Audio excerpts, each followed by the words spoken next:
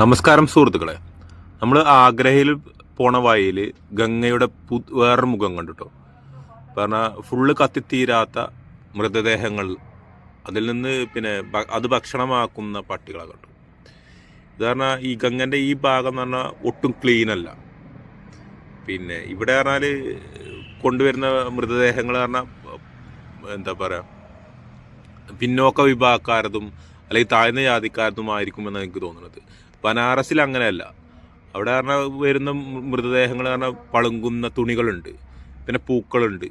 പിന്നെ അവിടെ പറഞ്ഞാൽ അവിടെ ദഹിപ്പിക്കണമെങ്കിൽ പറഞ്ഞാൽ അവിടുന്ന് പൈസ കൊടുത്ത് വിറകൊക്കെ വാങ്ങി അങ്ങനെയൊക്കെയാണ് അതിൻ്റെ സിസ്റ്റം.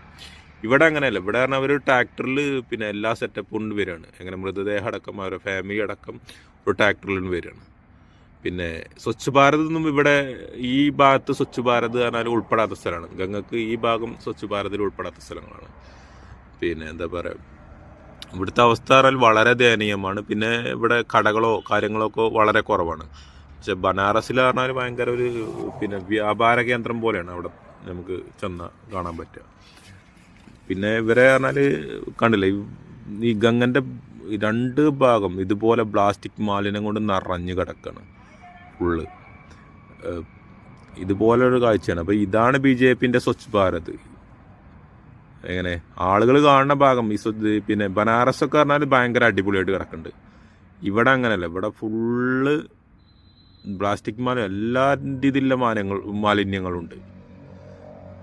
ഗംഗ നല്ല രീതിയിൽ പരിപാലിക്കാൻ BJP സർക്കാരും കേന്ദ്ര ഗവൺമെൻറ്റൊക്കെ പറഞ്ഞാൽ ഇടപെടണം എന്നാണ് എൻ്റെ അഭിപ്രായം. ഇപ്പം നമ്മുടെ നാട്ടിൽ ഈ BJPക്കാരൊക്കെ പറഞ്ഞാൽ ഇങ്ങനെ വലിയ BJP മറ്റേ ആനയാണ് ചേനയാണ്, യോഗി മറ്റേ അതാണ് ഇതാണെന്നൊക്കെ പറഞ്ഞു. യോഗിൻ്റെ നാട്ടിൽ കൂടെ ഒക്കെ നമ്മൾ നടന്നു നോക്കണം, അപ്പോഴറിയാം. കാരണം ഈ പിന്നോക്ക വിഭാഗക്കാരും ആദിവാസികളൊക്കെ താമസിക്കുന്ന സ്ഥലത്ത് ചെന്ന് കഴിഞ്ഞാൽ വളരെ ദയനീയമാണ്. അവരൊക്കെ ഒരു ജയിലിൽ കിടക്കണ മാതിരിയാണ്.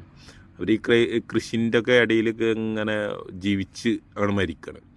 കൃഷി ചെയ്ത് നമുക്ക് ഭക്ഷണമൊക്കെ ഉണ്ടാക്കി തന്നുകാണ്ട് ആ കൃഷി കാരണം മരിച്ചാണ്. വേറെ അവർക്ക് ജീവിതമൊന്നുമില്ല. അപ്പോൾ ഇതുപോലുള്ള കാഴ്ചകളുമായിട്ട് നമ്മൾ തിരിച്ചു വരണം. അപ്പോൾ എല്ലാവരും ഒന്ന് സപ്പോർട്ട് ചെയ്ത് കൂടണേ.